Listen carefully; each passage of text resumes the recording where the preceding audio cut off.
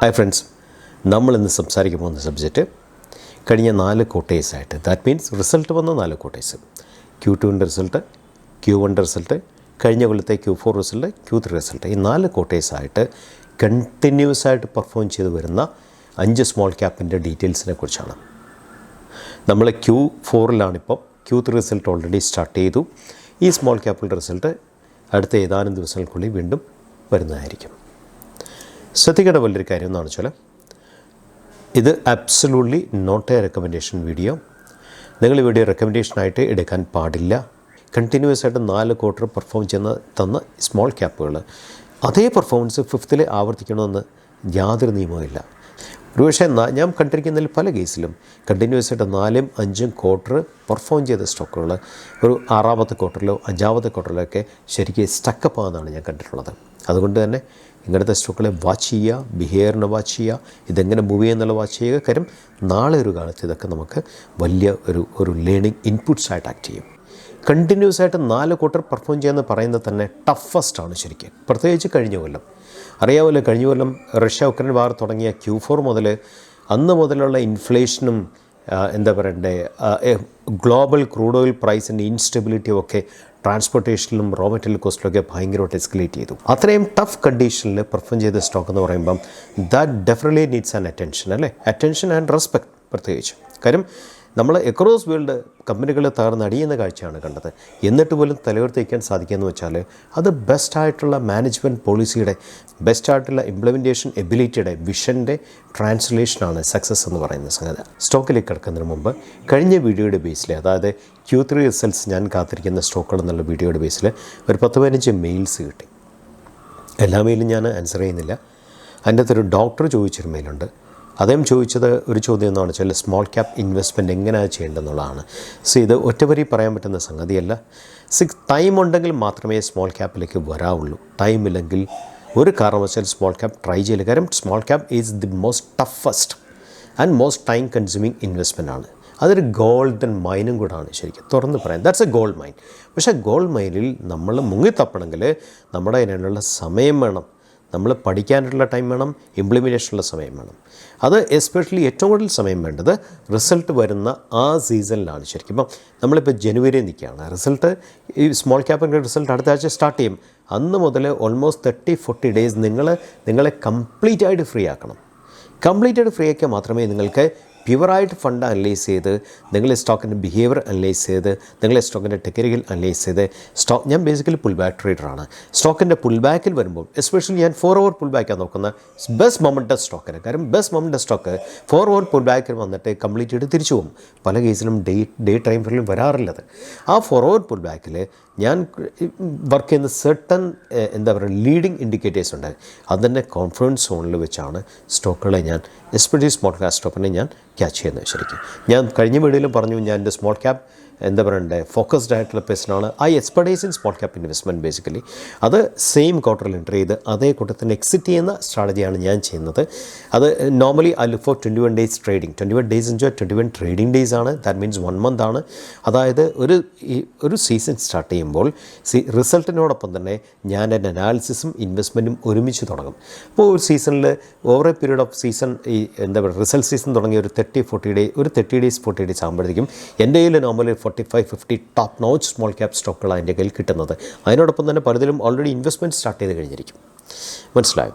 അപ്പോൾ എനിക്ക് ഒരു ക്വാർട്ടറിൽ 3 മാസം ഉണ്ടെങ്കിൽ that means something around 60-65 trading ഡേയ്സാണ് കിട്ടുന്നത്. അതിനകം ഞാൻ സ്റ്റോക്കിൽ ഈ പറയുന്ന കണക്ക് സ്റ്റോക്കിൽ കയറി ഇറങ്ങിയാണ് വർക്ക് ചെയ്യുന്നത് ശരിക്കും. അപ്പോൾ അതിന് കുറേ ക്രൈറ്റീരിയാസ് ഉണ്ട് ആ വർക്ക് ചെയ്തതിന്.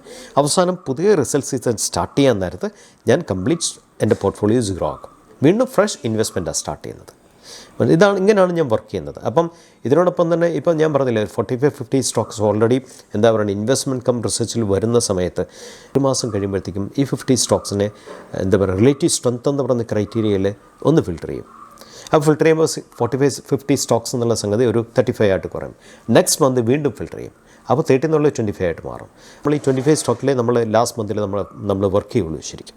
അങ്ങനെ കുറേ ക്രൈറ്റീരിയയുടെ ബേസിലാണ് ഞാൻ സ്മോൾ ക്യാപ്പ് 25 days ട്രേഡിംഗ് അല്ലെ 30 days ട്രേഡിംഗ് അല്ലെ ഈ ടോട്ടൽ 3 months ഒരു ഉള്ളിൽ നിൽക്കുന്ന ട്രേഡിങ് ഞാൻ പ്ലാൻ ചെയ്യാറുള്ളത്.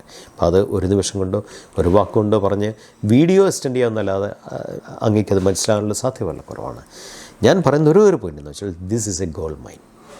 പക്ഷേ ആ ഗോൾഡ് മൈനിൽ വരണമെങ്കിൽ ടൈം അത്യാവശ്യമാണ്, പാഷൻ അത്യാവശ്യമാണ്, ബിയോണ്ട് ലിമിറ്റ്സ് വർക്ക് ചെയ്യേണ്ട അത്യാവശ്യമാണ്. എസ്പെഷ്യലി കഴിഞ്ഞ വീഡിയോയിൽ ഞാൻ പറഞ്ഞു റിസൾട്ട് സീസൺ തുടങ്ങിയാൽ ഒരു മാസം നമുക്ക് ഉറക്കമില്ല, ഹോൾ നൈറ്റാണ് നമ്മൾ വർക്ക് ചെയ്യുന്നത്. കാര്യം പല സ്റ്റോക്കുകളുടെ റിസൾട്ട് ഗ്രീനർ സൈറ്റിലേക്ക് ട്രാൻസ്ലേറ്റ് ചെയ്ത് വരണമെങ്കിൽ രാത്രിയാവും. ശരിക്കും രാത്രിയില്ല പല കേസിലും നമ്മൾ ഒരു 8 മണിക്കൊക്കെ ഇരുന്നാൽ വെളുപ്പിന് 3 മണി 4 മണി വരെ നമ്മുടെ വർക്ക് പോകും.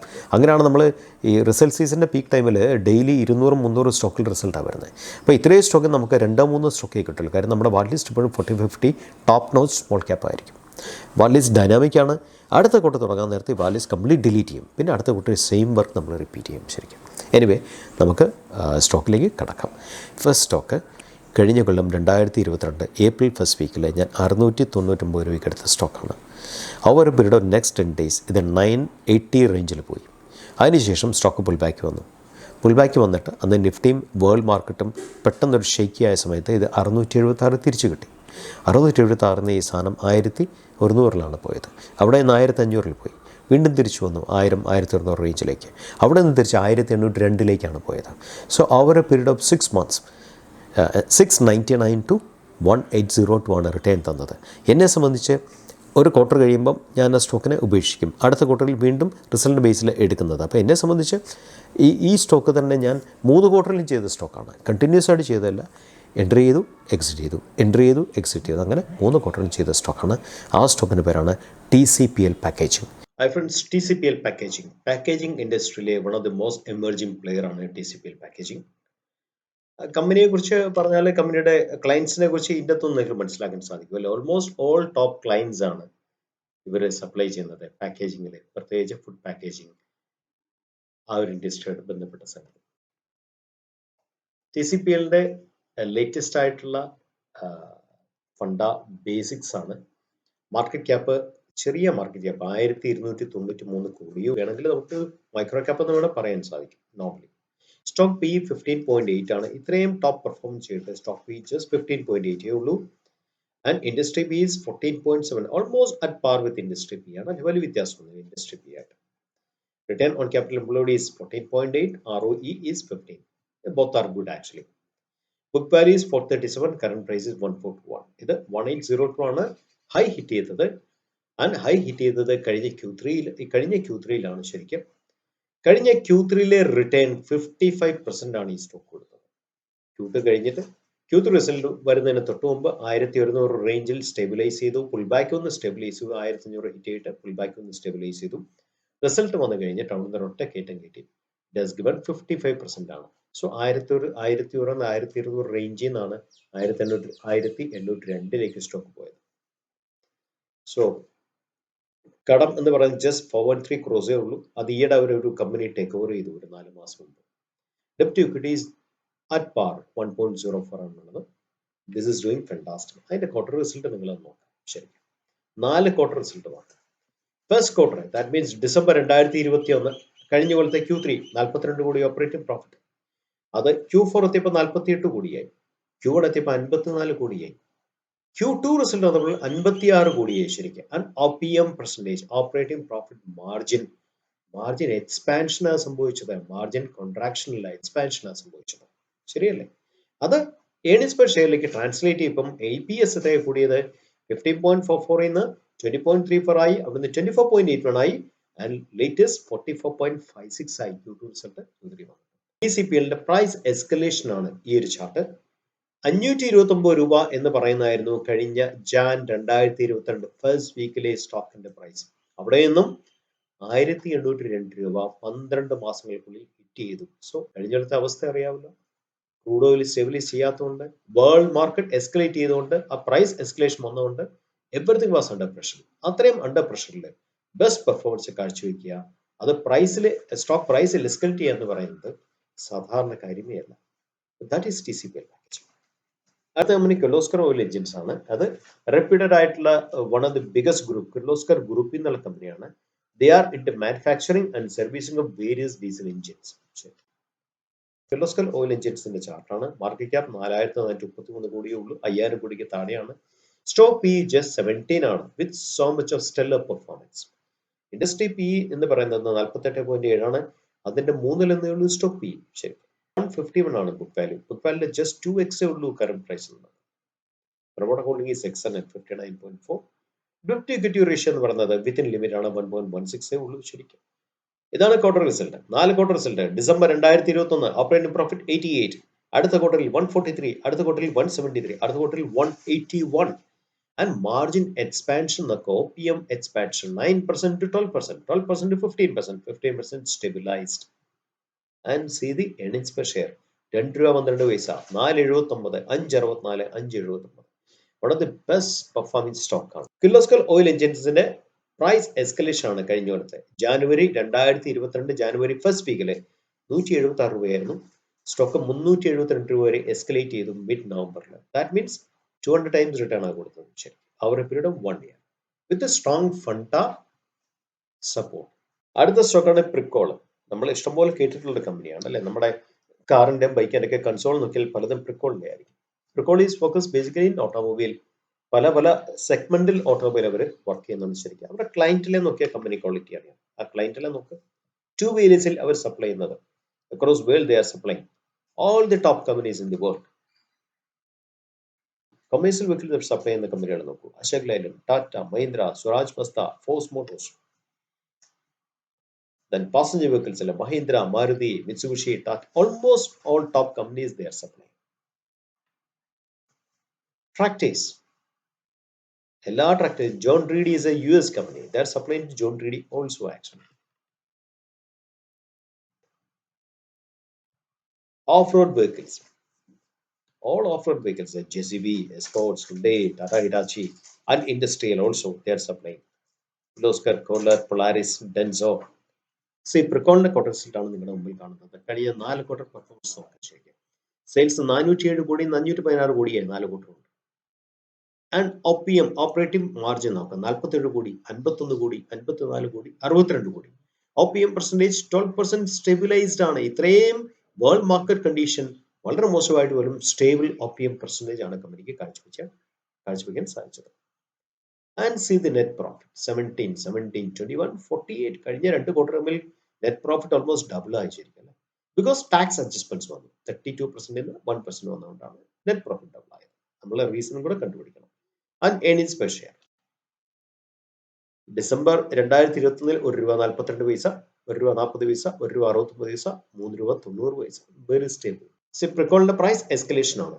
കഴിഞ്ഞ 2022 ജാനുവരി ഫസ്റ്റ് വീക്കിൽ 110 രൂപ 60 പൈസയായിരുന്നു. അവിടുന്ന് ഇറ്റ് ഹിറ്റ് 216.90, ഡബിൾ ആയി, 200% റിട്ടേൺ കൊടുത്തു over a period of 12 months. അടുത്ത കമ്പനി സുന്ദരം ക്ലേറ്റൺ. സുന്ദരം ക്ലേറ്റൺ എന്ന് പറയുന്നത് auto component, one of the largest auto components ആണ്. Belong to the most prestigious, most respected group Sundaram. Sundaram group ഇത് ഏറ്റവും റെസ്പെക്ടഡ് ആയിട്ടുള്ള ഗ്രൂപ്പുകളിൽ ഒന്നാണ്. അവിടെ നിന്നുള്ള കമ്പനിയാണ് സുന്ദരം ക്ലേറ്റൺ. അവർ basically focused in auto components മാനുഫാക്ചറിംഗിലാണ് അവർ ഫോക്കസ്ഡ് ആയിട്ടുള്ളത്. They are good global supplies also. അവരുടെ ക്ലയൻസ് നോക്കാം, Packer is a US company actually, Volvo, Renault, all the top companies they are supplying actually, and they are good passenger cars supply ചെയ്യുന്നത് അവർ Hyundai ഉണ്ട്, BMW ഉണ്ട്, Ford ഉണ്ട്, Honda ഉണ്ട്, Kia ഉണ്ട്, and they are supplying in two wheeler also. TVS ന്റെ auto company supply ചെയ്യുന്ന ഒരു company Clayton തന്നെയാണ്. കാരണം അവരുടെ സെയിം കമ്പനിയാണ്. Market cap just below 10,000 crores, stock P is 15.5, industry P is 24.5, undervalued stock ആണ്. ശരി, debt equity okay slightly more on. Group is so solid, very strong group P now, so it is not a big concern. കാരണം ഗ്രൂപ്പിന്റെ ആ credibility അത്രയ്ക്ക് strong ആണ് ശരിക്കും. ആ promoter holding is huge, 74.5%. ഇതിനകത്തുള്ള ഒരേ ഒരു കൺസേൺ ഡെപ്റ്റ് ഇക്വിറ്റി റേഷ്യോ പ്ലജഡ് പെർസെന്റേജുമാണ്. പക്ഷെ ഇതൊന്നും ഈ പറയുന്ന കണക്ക് കമ്പനിയുടെ പെർഫോമൻസിനെ ഇതൊന്നും ബാധിച്ചിട്ടില്ലെന്നുള്ളതാണ് സത്യം. ശരി, കാര്യം ആ കമ്പനി റെപ്രസെന്റ് ചെയ്യുന്ന ഗ്രൂപ്പ് ഈസ് സോ സ്ട്രോങ് ആണ്. അതാണ് എൻ്റെ ഏറ്റവും വലിയ ഫാക്ട്. നോർമലി പ്ലജഡ് പെർസെന്റേജ് 86 ഡെപ്റ്റ് ഇക്വിറ്റി 3, 4 ഒക്കെ വരുമ്പോൾ ഇൻഡിവിജ്വൽ കമ്പനി ആണെങ്കിൽ I normally avoid it actually. കാരണം ഇൻഡിവിജ്വൽ കമ്പനിയെ നമുക്ക് പറയാൻ പറ്റില്ല. But this company belongs to one of the most reputed group. That's why I have taken this company in the list. And quarter result നോക്കാം. 6916 cross ചെയ്യുന്ന 8900 something around 9000 ക്രോസിലേക്കാണ് sales കൂടിയത്. Something around എത്ര percent?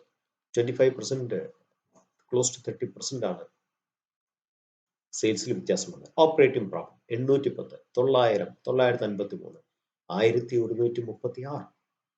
Stable OPM percentage 12%, 13%, 12%, 13%. Stable OPM percentage. And net profit നോക്കാം. 253 കോടി, 308 കോടി, 326 കോടി, 394 കോടി. And EPS 62.93, 80 rupees, 79 rupees, 80 rupees, 79 rupees എന്ന് പറയാൻ കാര്യം 26% നിന്ന് ടാക്സ് 31%, 5% വ്യത്യാസം വന്നപ്പോഴാണ് ഈ ഒരു ചെറിയൊരു വ്യത്യാസം കൂടെ വന്നത്. So it is a good sign actually. മനസ്സിലായി? ടാക്സ് കൂടുതൽ കൊടുത്തുകൊണ്ടാണ് EPS 1 രൂപ കുറഞ്ഞത്. So that's a very good sign. And 104 രൂപ 91 പൈസ. 2022 ഫസ്റ്റ് വീക്കിൽ 3770 രൂപയായിരുന്ന സ്റ്റോക്കിന്റെ പ്രൈസ് 5800 രൂപ ഹിറ്റ് ചെയ്തു നവംബർ. സോ 2000 രൂപയോളം, 2030 രൂപയാണ് പ്രൈസ് എസ്കലേഷൻ വന്നത്. So this is something around 65% price escalation ആണ് ഈ കമ്പനി കഴിഞ്ഞ വില കൊടുത്തത്. അടുത്ത കമ്പനി ആക്സലിയ സൊല്യൂഷൻസ്. ആക്സലിയ സൊല്യൂഷൻ എന്ന് പറയുന്നത് ഗ്ലോബൽ ട്രാവൽ ഇൻഡസ്ട്രിയിലെ, കാർഗോ ഇൻഡസ്ട്രിയിലെ one of the main IT solution provider ആണ് ആക്സലിയ. ആക്സലിയയുടെ ക്ലയന്റിലെ നിങ്ങൾ നോക്കിയാൽ നമ്മൾ അവിശ്വസനീയമായിട്ട് തോന്നും. നോക്കാം, ഓൾമോസ്റ്റ് ഓൾ വേൾഡ്സ് ടോപ്പസ്റ്റ് എയർലൈൻസിനാണ് അവർ സപ്പോർട്ട് ചെയ്യുന്നത്. Australian, British Airways, Brussels Airways, Jet Blue, LATAM, Lufthansa, Swiss, almost all top world class world's toppest airlines ഇൻഡസ്ട്രിയുടെ സൊല്യൂഷൻ പ്രൊവൈഡറും സപ്പോർട്ട് സിസ്റ്റം വഹിക്കുന്ന ആക്സലിയ ആണ്. ആക്സലിയയുടെ ബേസിക്സ് ആണ് market cap 2990, stock PE 23 and industry PE 33. Industry PE കാട്ടിലും 10 points താഴെയാണ് സ്റ്റോക്കിന്റെ PE എന്ന് പറയുന്നത്. See, it's undervalued, best performing company ആണ് so far. Return on capital employed is 37.7%, return on equity 30.4%. No pledged percentage. Debt to equity is nothing. It's negligible debt to equity actually. Promote holding is 74.7%. Basics is very strong. And see the last 4 quarter result. Operating profit 87 കോടി. Sales December 2021 87 cross ചെയ്യുന്നു, 115 ആയി. And operating profit 31 കോടി, 34 കോടി, 42 കോടി, 52 കോടി. OPM percentage 35%, 37%, 41%, 45%. Huge escalation ആണ് ശരി. Net profit 17 കോടി, 20 കോടി, 25 crore, 33 crore. And see EPS tax stable ആണ്. Tax is stable. 11 രൂപ 38 പൈസ, 13 രൂപ, 16 രൂപ 86 പൈസ, 22 രൂപ. ഈ കഴിഞ്ഞ Q3 മാത്രം. Q2 റിസൾട്ട് വന്നത് ഒക്ടോബർ മാസം 12 തീയതിയാണ്. ഒക്ടോബർ മാസം 12 മുതലുള്ള ഒരു മാസത്തിനുള്ളിൽ കൊടുത്ത റിട്ടേൺ വാസ് 43% ആണ് റിട്ടേൺ കൊടുത്തത് സ്റ്റോക്ക്. ഇങ്ങനത്തെ കമ്പനികളെ കണ്ടെത്തുന്ന വളരെ സ്ട്രെയിനും പെയിനുമാണ്. കുറെ പാഷനേറ്റ് ആയിട്ട് റിസർച്ച് ചെയ്യണം. പക്ഷെ അങ്ങനെ കണ്ടെത്തിയാൽ അതൊരു ഗോൾഡ് മൈനാണ്. ശരി ഫ്രണ്ട്സ്, നിങ്ങളെ വീഡിയോ കണ്ടു കാണുമെന്ന് ഞാൻ വിശ്വസിക്കുന്നു. ഞാൻ എടുത്ത് വീണ്ടും പറയുന്നു, ഈ video is absolutely not a recommendation. ഈ വീഡിയോ ലേണിംഗ് ആയിട്ട് നിങ്ങൾ എടുത്താൽ മതി. കാരണം നമ്മൾ കുറേ ലേൺ ചെയ്യുമ്പോൾ, കുറേ ഒബ്സർവ് ചെയ്യുമ്പോൾ മാത്രമേ നമുക്ക് ഒരു സക്സസ്സിലേക്ക് കടക്കാൻ സാധിക്കത്തുള്ളൂ.